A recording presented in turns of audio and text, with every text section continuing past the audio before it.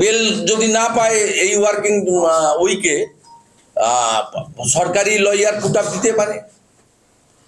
আমরা put up দেবো না, আমরা 18 তারিখের জন্য ওয়েট করব এবং আমরা এটা নিয়ে বড় ব্যাটেল করব।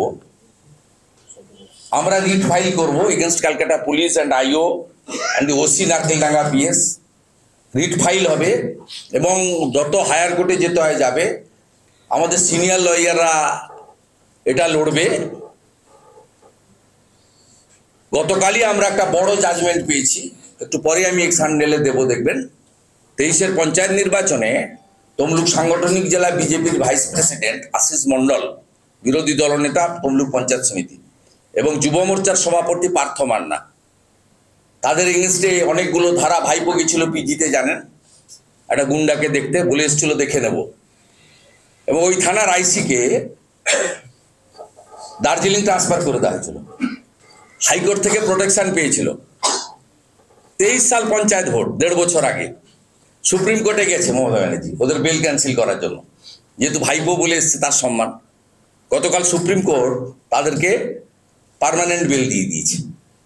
এবং সিনিয়র অ্যাডভোকেট সিদ্ধার্থ দাবে এবং আরেক সিনিয়র অ্যাডভোকেট মাসরি স্বরাজ আশিস এবং পার্থর হয়ে লড়াই করেছে। আমিও, উনি আমাদের বিজেপি পরিবারের মন্ডল প্রেসিডেন্ট, সিজাওয়ার মন্ডল প্রেসিডেন্ট, ফুল লিগাল সাপোর্ট হাইকোর্টে ব্যাটেল বা সুপ্রিম কোর্টে ব্যাটেলের জন্য দেব।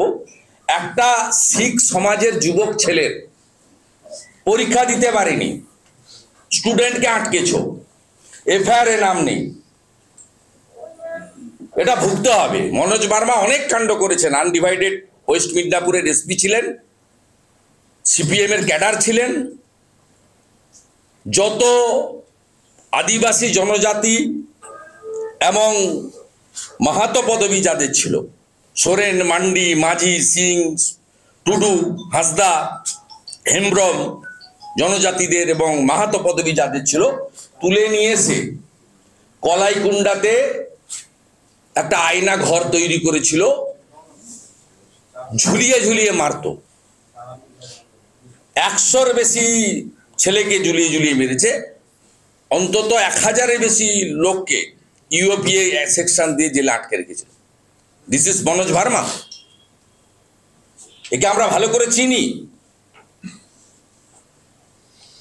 গোপের ছাট বদলাতে পারে, এর ক্যারেক্টার বদল হবে না। এ কি করে বদল করতে হয় আমরা জানি। এই সরকারটা আর 10 মাস আছে, আর মাত্র 10 মাস এই সরকার আছে। ডেজ আর নাম্বার। উড়িষ্যায় জয় জগন্নাথ হয়েছে, দিল্লিতেও হয়েছে, এরপরে এখানে হবে। বাংলাদেশের